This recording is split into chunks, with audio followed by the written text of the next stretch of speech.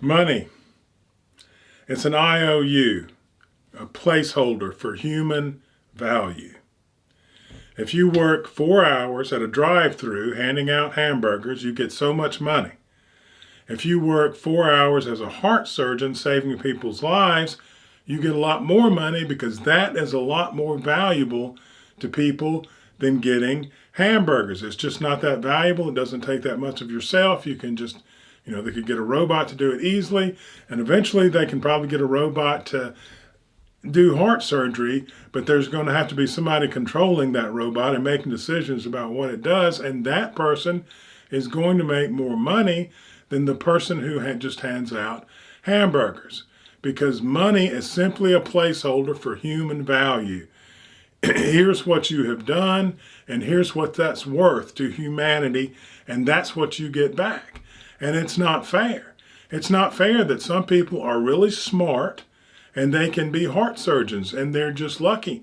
Just like it's not fair that some people are good looking and they, move easier in society because people like good looking people. They like to give them free stuff and talk to them, and that's an advantage, and advantages are real. But money is something that we have invented to say, here is an IOU for your time, and we will give you, back the same value that you give in to humanity. And we've let that value, that's what the socialists want, is to say, no, everybody is the same value, which is blatantly untrue and easy to see.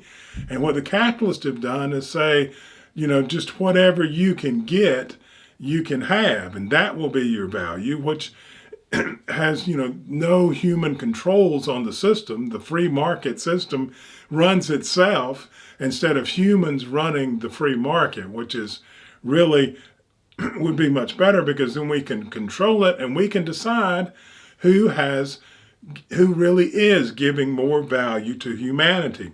Are all these actresses and actors and football players and basketball players, are they really giving us the value that they're getting back? My answer is absolutely not even close. And we can start looking at what really gives humanity, the most value. Look at Elon Musk. Tesla, getting us off oil, getting us off combustion engines. PayPal, easy way to pay, that was his first one.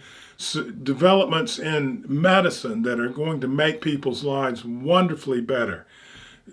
Taking us to Mars. That's why he gets so much back, because he has given humanity so much, and that's how that works, and it's unfair. He actually, I think, from listening to him talk, he suffers a great deal, and there's a lot of pain in his life, but he has done so much for humanity that he gets more stuff back. Is it too much or not enough?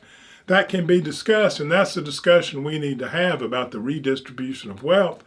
And we need to decide what is really helping humanity move forward and what's not.